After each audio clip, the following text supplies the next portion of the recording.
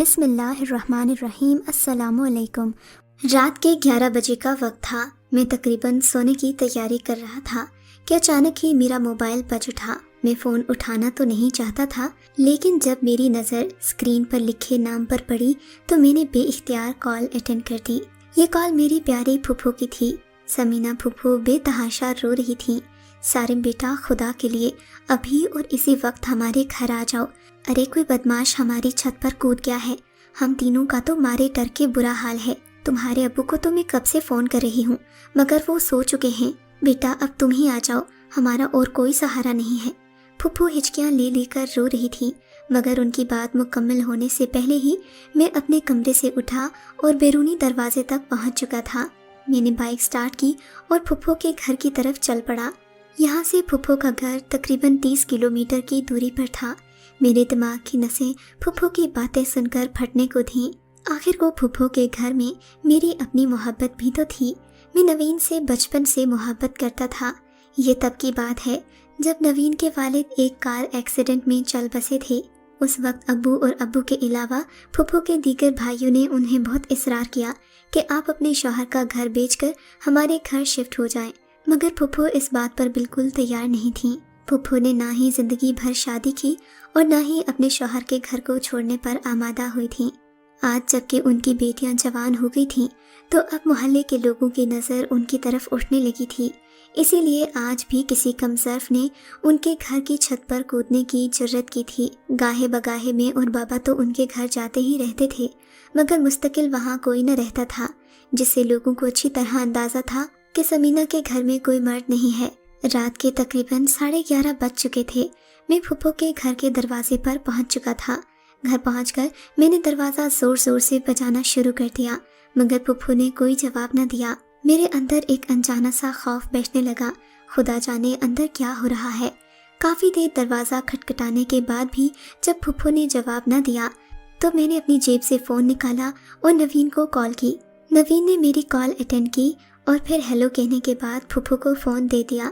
پھپھو نے بتایا کہ شدید ڈر کی وجہ سے وہ نوین اور سکینہ کو لے کر اپنے گھر کے تہہ خانے میں چھپی ہیں۔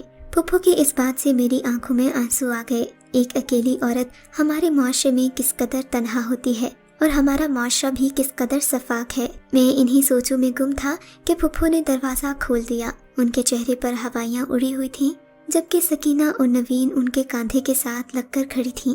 ان تینوں کا مارے ڈر کے برا حال تھا۔ بھلے چھت پر کوئی بلی ہو، مگر یہ رات کا ایسا پہر تھا جس میں ڈر لگنا لازمی تھا۔ میں نے انہیں تسلی دی اور گھر کے اندر آ گیا۔ پھپھو اب بھی مسلسل روئے جا رہی تھی۔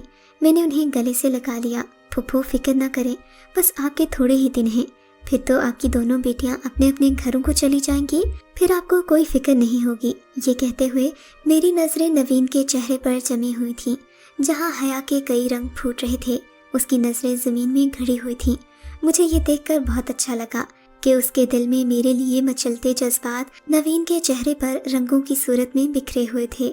خیر، پھپھو کو نارمل کرنے کے بعد میں نے ان کی مزید تسلی کے لیے کہا، چلیے خالہ، آپ ٹارچ لے کر آ جائیے، ہم چھت پہ چلتے ہیں اور دیکھتے ہیں کہ یہ نیچ حرکت کس نے کی ہے، اور پھر جو کوئی آیا تھا اسے بھی تو اندازہ ہو جائے کہ یہ گھر لاوارث نہیں ہے۔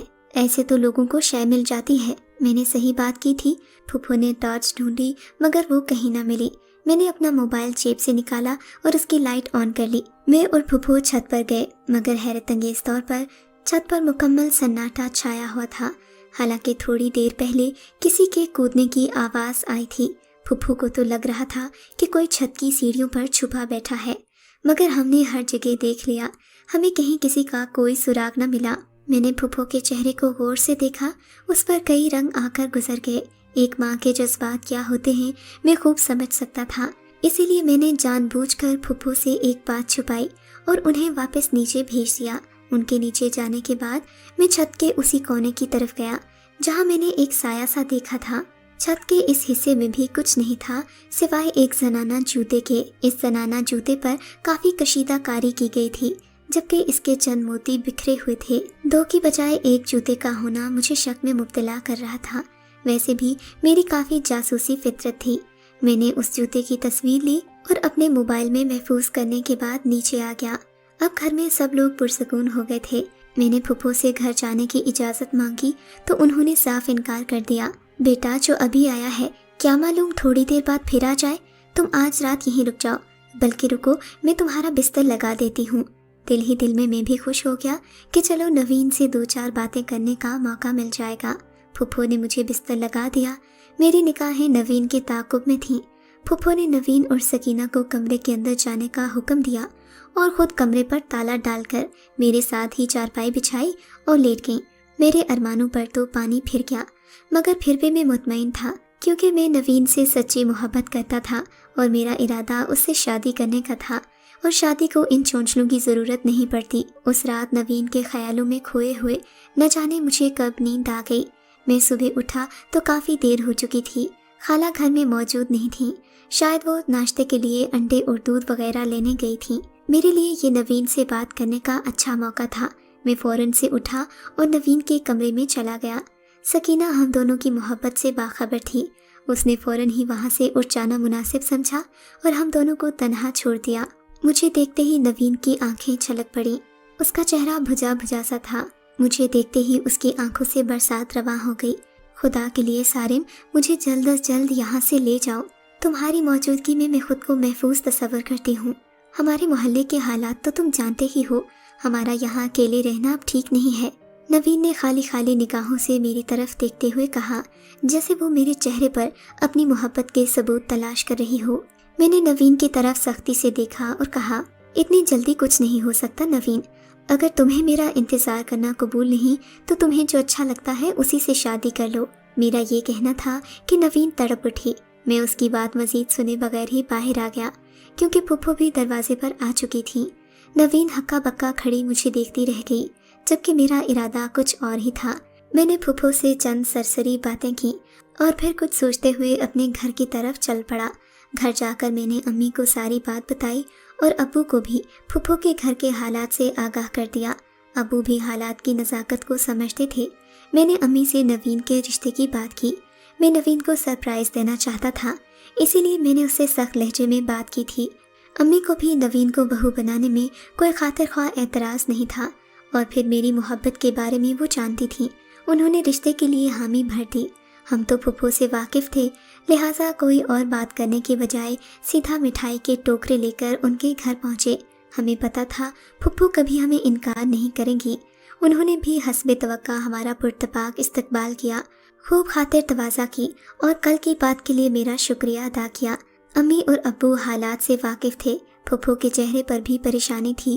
اب لوگوں کی نظریں ان کی جوان بیٹیوں پر اٹھنے لگی تھیں۔ ابو نے فوراً ہی نوین کے رشتے کی بات پکی کر دی۔ کسی تاخیر کے لیے پھپھو بھی تیار نہیں تھیں۔ اسی شام نوین کے ہاتھ میں میرے نام کی انگوٹھی آ گئی۔ نوین کو خبر بھی نہ تھی کہ میں اتنی جلدی اسے اپنا بنا لوں گا۔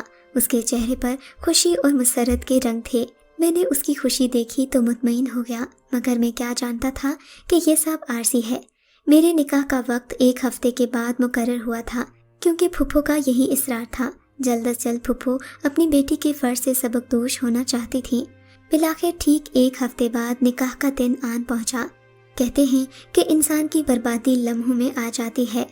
نکاح کے وقت میری نظر نوین کے جوتوں پر پڑی تو میرے دماغ میں جیسے دھماکے ہونے لگے۔ نوین کے پاؤں میں وہی جوتا تھا جو کچھ دن پہلے میں نے چھت پر پڑا دیکھا تھا۔ اس وقت وہ ایک جوتا تھا، مگر ابھی نوین کے پاؤں میں دونوں جوتے موجود تھے۔ یہ دیکھ کر میرے ذہن میں کھٹکا سا ہوا۔ میں نے موبائل میں اس جوتے کی تصویر محفوظ کی تھی، اور پھر اس دن چھت پر کسی کا کودنا، پھپھو کا یوں پریشان ہونا اور نوین کے رشتے کے لیے جلدی کرنا، یہ سب وہ باتیں تھیں جنہوں نے بیٹھے بیٹھے میرا سکون چھین لیا۔ نکاح کے وقت جب مجھ سے قبول و ایجاب کے بارے میں پوچھا جا رہا تھا تو میں قبول ہے کہنے سے پہلے رک سا گیا۔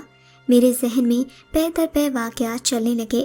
میں سخت کشمکش کا شکار ہو گیا۔ سب لوگ حیرت زدہ ہو کر میری طرف دیکھنے لگے۔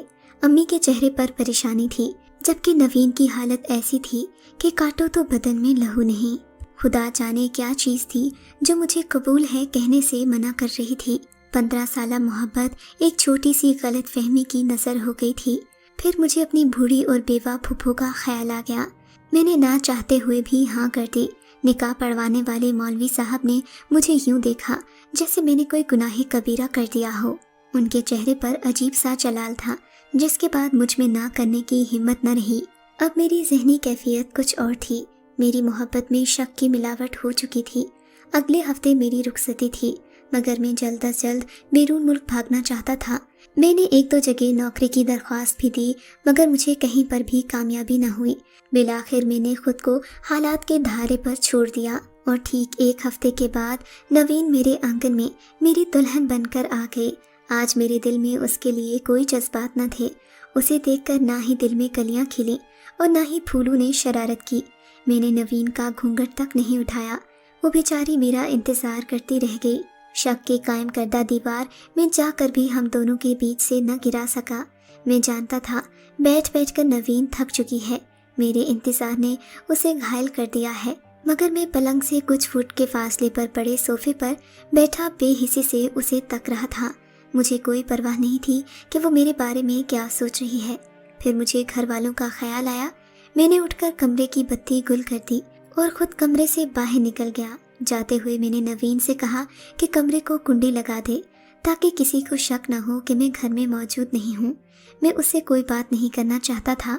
वो बेचारी हैरान परेशान मेरे रवैये को ना समझते हुए मेरे हुक्म के मुताबिक जो मैं कहता गया वो करती गई। घर से बाहर आकर मैंने सुकून का सांस लिया। यूँ लगता था मैं किसी घुटनज़दा माहौल में था। अब मेरा रुख मस्जिद की तरफ था। जिन मौलवी साहब ने मेरा निकाह पढ़वाया था, उनसे मेरी अच्छी खासी मुलाकातें और बातें हो चुकी थीं।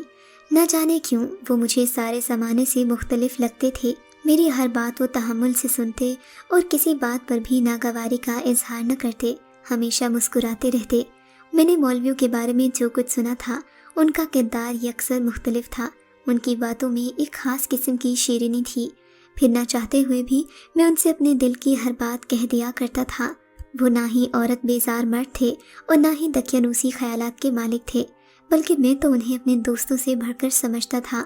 मैंने दिल में नवीन को तलाक देने का इरादा कर तो दिया था, मगर फूफो को मैं इस उम्र में नवीन की तलाक का सदमा नहीं देना चाहता था, क्योंकि फूफो पहले से बेवा थी और ज़िंदगी में कई गम झेल चुकी थी। जब मैं मस्जिद पहुंचा तो रात के 10 बज रहे थे। तकरीबन सभी नमाजी अपने अपने घरों को जा चुके थे। मौलवी साहब भी कहीं नजर नहीं आ रहे थे। मैं मस्जिद के वस्त में खड़ा खाली सफ़ों को देख रहा था। इतनी ही देर में मौलवी साहब मस्जिद के अंदरूनी हिस्से से आते दिखाई दिए। उनके चेहरे पर हमेशा की तरह एक शफीक मुस्कुराहट फैली हुई थी। उन्होंने मेरे सलाम का जवाब दिया और मुझे एक तरफ बैठने का कहकर खुद भी बैठ गए। उन्होंने मुझे शादी की मुबारकबाद दी। वो भी हैरान थे कि मैं शादी की रात उनके पास क्यों बैठा हूँ। मेरी उलझन समझकर उन्होंने खुद ही पूछना शुरू कर दिया, हाँ बरखुरदार, तुम्हें कोई उलझन है तो बताओ। मैं तुम्हारी बात किसी से न कहूँगा, बल्कि ये सीगाए राज ही रहेगी। मैंने मौलवी साहब की बात सुनी तो मेरे दिल को हौसला हुआ। बिलाखिर झिझकते झिझकते मैंने उन्हें नवीन के बारे में सब कुछ बता दिया। छत पर मिलने वाले जूते से लेकर नवीन के मुतालिक दिल में शक का बाल पैदा होने तक मैंने मौलवी साहब को हर एक बात बताई। उनके चेहरे पर एक मुस्कुराहट फैल गई। मुझे उनकी मुस्कुराहट उस वक्त अच्छी न लगी। मैं जिस उलझन में था, मुझे सिर्फ और सिर्फ इस मसले का हल चाहिए था। थोड़ी देर खामोश रहने के बाद मौलवी साहब उठे और अपने कमरे में चले गए। मैं उनका इंतज़ार करता रह गया। थोड़ी देर बाद आए तो उनके हाथ में एक पर्चा था। मुझसे कहने लगे, बेटा अब तुम सुकून से घर जाओ। घर जाने के बाद ये पर्चा खोलकर पढ़ना, इंशाल्लाह तुम्हारी उलझन हल हो जाएगी। मेरा दिल तो चाहता था कि मैं पर्चे को यहीं खोलकर पढ़ लूँ, कोई सवाल हो तो वो भी कर लूँ, मगर मौलवी साहब ने ऐसा करने से मना कर दिया। बिलाखिर मजबूरन में मस्जिद से निकल आया। मैं तेज तेज कदम बढ़ाता घर की जानिब जा रहा था। मैंने घर के दरवाजे पर ही वो पर्चा खोल लिया। मुझसे मजीद सब्र नहीं हो रहा था। उस पर्चे पर सिवाय कुरान पाक की एक आयत करीमा के अलावा कुछ भी न लिखा था, जिसका मफहूम ये था कि कोई भी फैसला करने से पहले तहकीक कर लिया करो और बिला तहकीक किसी बात पर यकीन न किया करो। अगर ये बात मुझे कोई और कहता तो यकीनन मैं सीख पा हो जाता, मगर ये अल्लाह का कलाम था। मैंने ठंडे दिल से सोचा और फिर अपने कमरे की तरफ बढ़ गया, जहाँ नवीन अब तक मेरी मुंतज़िर थी। खुदा की कुदरत देखिए, उस वक्त न जाने कहाँ से नवीन के वही जूते जिन पर मैंने शक किया था, जिनकी वजह से मेरे दिल में नवीन की मोहब्बत नफ़रत में बदल गई थी, वो बेड के पास ही पड़े थे। मैं ये तो नहीं जानता कि वो किसने रखे थे, مگر ان میں موجود معمولی سے فرق نے مجھے یہ باور کروا دیا کہ یہ وہ جوتے نہیں تھے جو اس رات میں نے چھت پر دیکھا تھا۔ اسی بات کی تصدیق کے لیے میں اگلے ہی دن خالہ کے گھر گیا۔ بہانے سے چھت پر جا کر دیکھا تو وہ جوتا وہیں کا وہیں پڑا تھا۔ میرے دل میں سے شک دور ہو چکا تھا۔ مجھے اپنی سوچ پر شرمندگی محسوس ہو رہی تھی۔ میں نے اللہ کا شکر ادا کیا اور نوین سے معافی مانگی کہ میں نے بلا وجہ اس پر شک کیا۔ آج مجھے مولوی صاحب کی بات یاد آتی ہے تو سوچتا ہوں اگر تحقیق کے بنا ہی کوئی فیصلہ کر لیتا، خدا جانے آج پچھتاوے کی کس قدر گہری آگ میں جل رہا ہوتا۔